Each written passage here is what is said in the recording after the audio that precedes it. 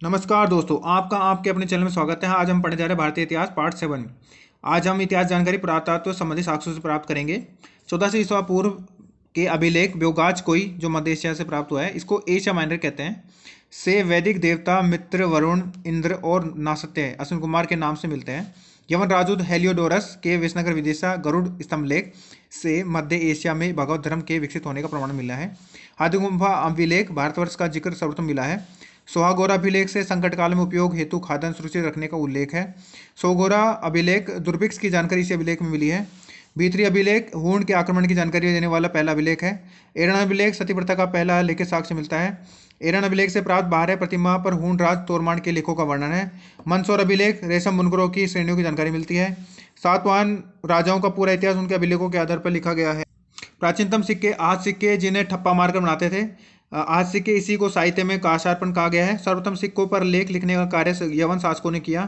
अरिक मेडू पुदुचेरी के निकट है से रोमन सिक्के प्राप्त हुए हैं।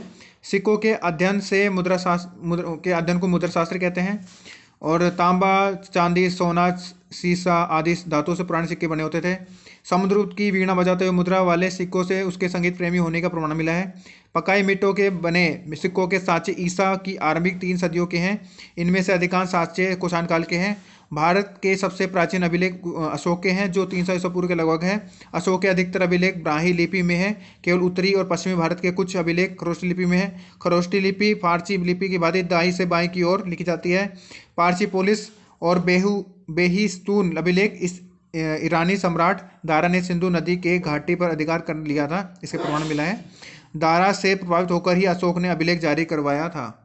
सर्वप्रथम 1837 ईस्वी में जेम्स सेब ने ब्राह्मी लिपि में लिखित अशोक के अभिलेखों को पढ़ा। उत्तर भारत के मंदिरों की कला शैली नागर शैली कहलाती है। दक्षिण भारत के मंदिरों की कला शैली द्रविड़ शैली कहलाती है। दक्षिणापथ मंदिरों की शैली नागर प्लस द्रविड़ शैली मिलकर के नई शैली बनाती है, जिसे वैश्य शैली कहते हैं। दक्षिण पूर्वी एशिया व मध्य एशिया से प्राप्त मंदिरों से भारतीय संस्कृति का प्रकाश पड़ता है।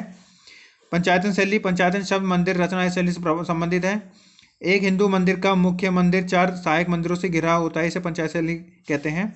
उसको उदाहरण है शैली के कंदरिया महादेव मंदिर खजुराहो में, ब्रह्मोशेखर मंदिर भुवनेश्वर में है, लक्ष्मण मंदिर खजुराहो में है, लिंगराज मंदिर भुवनेश्वर में, दशावतार मंदिर देवगढ़ यूपी में, गोडेश्वर मंदिर महाराष्ट्र में है। महत्वपूर्ण अभिलेख और उनके शासक। हाथीगुम्फा अभिलेख के टाइम में कलिंग खारवेल थे। जूनागढ़ अभिलेख के टाइम पे रुद्रदामन थे। नासिक अभिलेख के टाइम में गौतमी बलश्री थे। प्रयाग स्तंभ लेख के टाइम पे समुद्रगुप्त थे। ऐहोल अभिलेख के टाइम पुलकेशन सेकंड थे। पंचोर अभिलेख के टाइम मालवा नरेश यशोवर्मन थे। ग्वालियर अभिलेख में प्रतिहार नरेश भोज थे।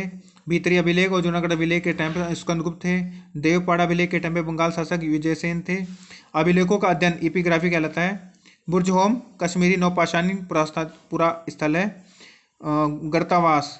गर्तावास को गड्ढा घर भी कहते हैं, इसके साक्ष्य मिले हैं बुर्जोम से। और गर्तावास को उतरने के लिए सीढ़ियाँ होती थी। और लघमान एवं सरेकुना से प्राप्त अशोक अभिलेख यूनानी तथा आर्मेइक लिपि में है। इस प्रकार अशोक के अभिलेख ब्राह्मी, खरोष्टी, यूनानी, आर्मेइक लिपियों में लिखा गया है।